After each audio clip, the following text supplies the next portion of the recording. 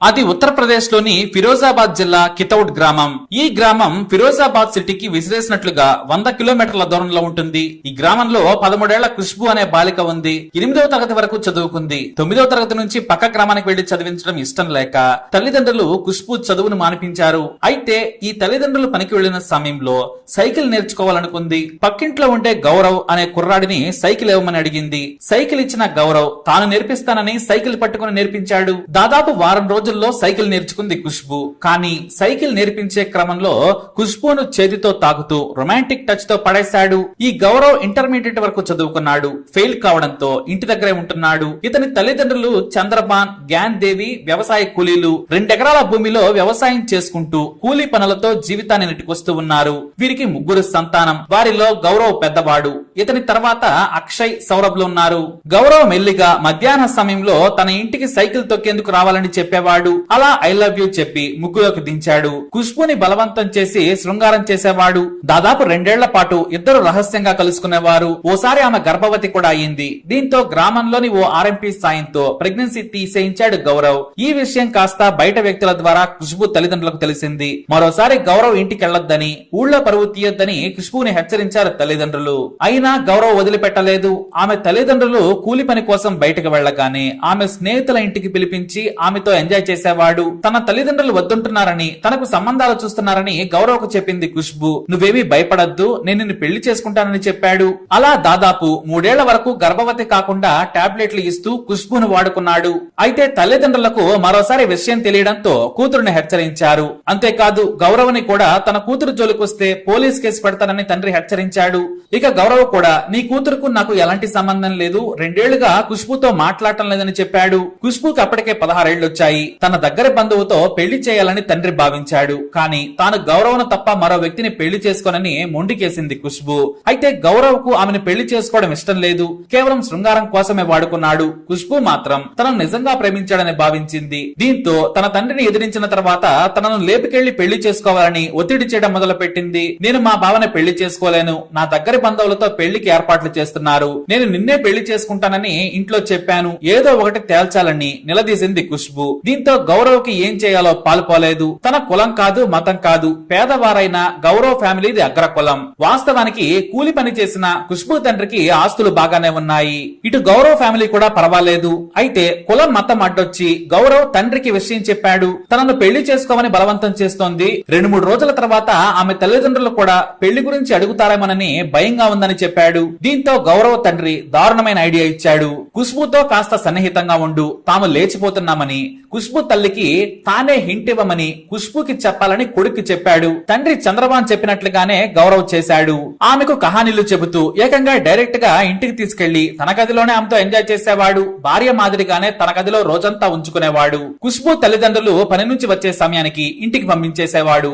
అయితే ఓ రోజు ఖుష్బూ తల్లిదండ్రులు కూలి పని నుంచి రాగానే తమ కూతురు కనిపించలేదు. సరిగ్గా అదే రోజు సాయంత్రం గౌరవ్ కుటుంబం కూడా గ్రామం నుంచి వెళ్లిపోయింది. సాయంత్రం వరకు ఖుష్బూ కోసం వెతికిన తల్లిదండ్రులు గౌరవ్ ఇంటికి వెళ్లారు. వారంతా ఊరెళ్లారని తెలిసి షాక్ అయ్యారు. దీంతో తన కూతురు గౌరవ్ తో లేచిపోయి ఉంటుందని, వారే తమ కూతురుని తీసుకెళ్లి ఉంటారని తల్లిదండ్రులు, బంధువులు భావించారు. అంతేకాదు తమ పరువు తీసి లేచిపోయిందని కూతురిపై కోపంతో మొదట పోలీసులకు ఫిర్యాదు చేయలేదు. ఇక గౌరవ్ తండ్రి చంద్రబాన్ తన 3 కొడుకులు, భార్యను హర్యానా తీసుకెళ్లి రహస్యంగా బ్రతకడం మొదలు పెట్టాడు. వేరే పేర్లతో అక్కడ జీవిస్తూ ఉన్నారు. ఇటుపక్క ఖుష్బూ తండ్రి తనపై కోపం పెంచుకున్నాడు. ఊళ్ళో వారు కూడా ఖుష్బూ తన ప్రియుడు గౌరవ్ తో లేచిపోయి ఉంటుందని అందరూ భావించారు. అయితే ఓ 6 నెలల తర్వాత ఖుష్బూ తండ్రికి కూతురి మీద ప్రేమ కలిగింది. ఒకసారి కూతురును చూడాలనుకున్నాడు. ఎందుకంటే కూతురంటే అతనికి ప్రాణం. గౌరవ్ బాబాయ్ కుటుంబం ఊళ్ళోనే ఉంటుంది. అతని కుటుంబ సభ్యులను కలిశాడు. కోపంలో ముందు పట్టించుకోలేదు. ఓసారి కూతురుని చూస్తాను, కూతురు లేచిపోయిందన్న బాధ ఉన్నా ఇప్పుడు వారికి నేనే పెళ్లి చేస్తాను, నాకు ఉన్న 2 ఎకరాలు కూతురికే ఇస్తాను. అంతేకాదు తనకు ఫిరోజాబాద్ లో ఇంటి స్థలం కూడా ఉంది. దాదాపు ₹1 కోటి విలువ చేస్తుంది. దానిని కూడా కూతురికే ఇస్తాను. తన అల్లుడు, కూతురు అక్కడే హాయిగా బ్రతకొచ్చని చెప్పాడు. మీకు సమాచారం తెలిస్తే చెప్పండి, లేదా ఫోన్ నంబర్ ఇచ్చినా తాను మాట్లాడుతానని గౌరవ్ బాబాయ్, పెదనాన్నలతో పాటు ఇతర స్నేహితులను కూడా బ్రతిమలాడాడు ఖుష్బూ తండ్రి. వారంతా తమకేమీ తెలియదని, తమకు కూడా సమాచారం లేదని చెప్పుకొచ్చారు. వారెక్కడున్నారో తెలియదని దేవుడి మీద కూడా ప్రమాణం చేశారు బంధువులు. ఇలా 6 నెలల పాటు ఎదురు చూసిన ఖుష్బూ తండ్రి ఆ తర్వాత అనుమానం వచ్చి పోలీసులకు ఫిర్యాదు చేశాడు. తన కూతురు గౌరవ్ అనే కుర్రాడితో లేచిపోయింది.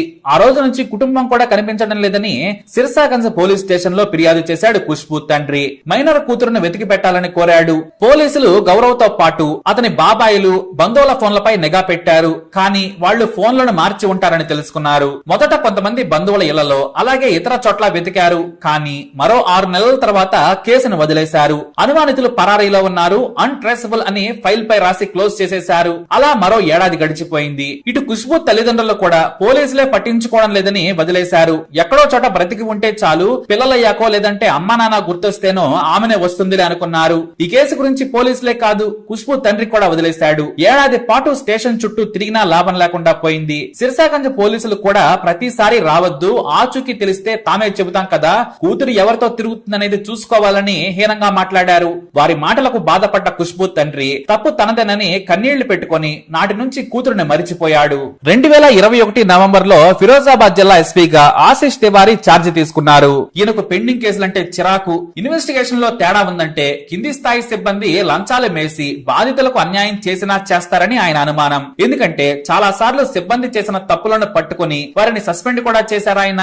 ఇప్పుడు ఫిరోజాబాద్ జిల్లా ఎస్పీగా ఛార్జ్ తీసుకుని పెండింగ్ కేసుల ఫైల్స్ ను తీసుకురావాలని అన్ని స్టేషన్ల సిఐలను పిలిపించారు. వాటిలో ఖుష్బూ మిస్సింగ్ కేసుపై ఎస్పీ సీరియస్ అయ్యారు. సింపుల్ కేసును ఎందుకు వదిలేశారని ఆయన సిబ్బందికి చేవాట్లు పెట్టారు. వెతకడం కోసం సిబ్బంది లేరని, నిధుల సమస్య కూడా ఉందని చెప్పుకొచ్చారు. నిధులెందుకు ఉండవు, వాహనాల్లోనే కదా తిరిగేది అంటూ స్వయంగా ఎస్పీ ఖుష్బూ గ్రామానికి వెళ్లారు. ఆమె తల్లిదండ్రులతో మాట్లాడారు. మొత్తం స్టోరీ విన్న తర్వాత పోలీస్ స్టైల్లో ఆలోచించారు. గౌరవ్ ట్రాప్ చేసి ఆ అమ్మాయిని వాడుకున్నాడని అర్థమైంది. ఖచ్చితంగా ఆ అమ్మాయి భూమి మీద మాత్రం లేదని ఎస్పీ బలంగా నమ్మారు. ప్రత్యేక టీంలను ఏర్పాటు చేసి ఎక్కడున్నా సరే గౌరవ్ ఫ్యామిలీని లాక్కుని రావాలని ఆదేశించారు ఆయన.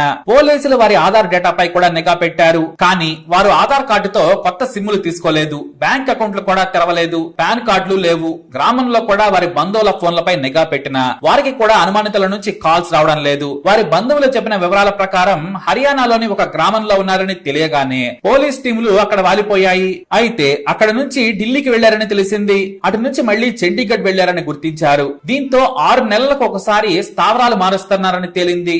ఇలా కాదని షాడో పోలీసులు గ్రామంలో నిఘా పెట్టారు. గ్రామంలోని సర్పంచ్ ని పిలిపించి తమకు కేసును సాల్వ్ చేసేందుకు సాయం చేయాలని కోరారు. స్వయంగా డీఎస్పీ అడగడంతో ఆయన భయంతో సరేనన్నాడు.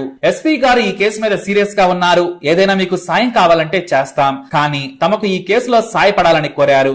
దీంతో సరేనని గ్రామంలో విషయాలు తెలుసుకున్న సర్పంచ్ కు ఒక విషయం తెలిసింది. ప్రతి 3 నెలలకు ఒక రోజు రాత్రి సమయంలో వచ్చి గ్రామంలో పరిస్థితిని తన బాబాయ్ కొడుకును కలిసి తెలుసుకుంటున్నాడని గౌరవ్ గురించి పోలీసులకు సమాచారం ఇచ్చాడు. వారి భూమి వేరే వారికి ఇచ్చి వ్యవసాయం చేయిస్తూ డబ్బులు తీసుకెళ్తున్నాడట. అంతేకాదు అతని తండ్రి కొంతమందికి అప్పులు ఇచ్చాడు, వడ్డీల కోసం వస్తున్నాడట. ఈ పనిని గౌరవ్ బాబాయ్ కొడుకు చేసి పెడుతున్నాడు. ఈ విషయం గ్రామంలో ఒకరిద్దరికి తెలిసినా పోలీసులకు చెప్పలేదు. ఎందుకంటే గౌరవ్ బాబాయ్ కి నేర చరిత్ర ఉంది, అతనిపై హత్య కేసు కూడా ఉంది. దీంతో ఈ విషయాన్ని కాస్త సర్పంచ్ పోలీసులకు చెప్పాడు. ఇక ఆ సదరు బాబాయ్ గారిని పోలీసులు అదుపులోకి తీసుకున్నారు. తాము చెప్పినట్లు వినకపోతే హత్య కేసులో భాగస్వామిని చేసి జైలుకు పంపుతాం, నిందితులకు సాయం చేసినా నేరమేనని బెదిరించారు. దీంతో గౌరవ్ సోదరుడు బాబాయ్ సరేనన్నారు. ఇక గౌరవ్ బాబాయ్ ఇచ్చిన సమాచారంతో సరిగ్గా డిసెంబర్ 9, 2021 రాత్రి 11 గంటలకు గ్రామంలోకి వస్తున్న గౌరవ్ను పోలీసులు చుట్టుముట్టి అదుపులోకి తీసుకున్నారు. అతన్ని స్టేషన్ కి తీసుకెళ్లి ట్రీట్మెంట్ ఇవ్వడంతో మొత్తం చెప్పుకొచ్చాడు. ఆ రోజు అంటే గౌరవ్ ఫ్యామిలీ ఊరొదిలిపెట్టి వెళ్లిన రోజు ఉదయాన్నే ఖుష్బూని ఇంటికి తీసుకొచ్చుకున్నాడు. తనని బాగా అనుభవించాడు. ఆ తర్వాత గౌరవ్ అతని తండ్రి కలిసి ఖుష్బూ మెడకు చున్నీ బిగించి హత్య చేసేశారు.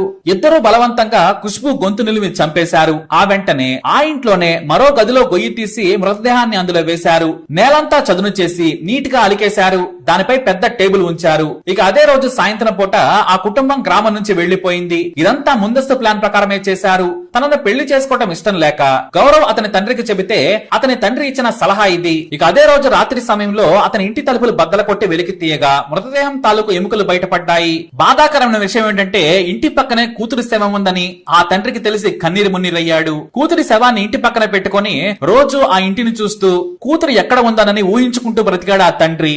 ఈ విషయం తెలియగానే గ్రామస్తులు గౌరవ్ మీద దాడికి ప్రయత్నించారు. మరో టీం హర్యానాలో ఓ చోట దాక్కున్న కుటుంబ సభ్యులను అరెస్టు చేసి కోర్టులో ప్రవేశపెట్టి జిల్లా జైలుకు తరలించారు. అలా కేసును ఛేదించారు పోలీసులు. ఓ చిలిపి ప్రేమ కాస్త హత్యకు దారితీసింది. యవ్వనం గురించి జీవితం గురించి తెలియని బాలికను మోసం చేసి హత్య చేశారు నీచులు. ఈ కేసు ఎస్పీ ఎస్పీ చొరవతో సాల్వ్ అయింది. తమ ఏకైక కూతురు లేదని తెలిసి ఖుష్బూ తల్లిదండ్రులు కన్నీరు మున్నీరయ్యారు. అంతేకాదు అతని బంధువులు గౌరవ్ ఇంటిని కూల్చేసి ఆ ఇంట్లోనే ఖుష్బూ జ్ఞాపకార్థాన్ని సమాధిగా కట్టారు. అలా ఓ నిండి జీవితం బలైపోయింది. ఆ తల్లిదండ్రులను అనాథలను చేసింది. మరి ఈ స్టోరీపై మీ అభిప్రాయాన్ని కమెంట్ ద్వారా తెలియజేయండి. అలాగే ఇలాంటి ఇన్ఫర్మేషన్స్ కోసం వీడియో లైక్ చేయండి, షేర్ చేయండి, మా ఛానల్ ని సబ్స్క్రైబ్ చేసుకోండి.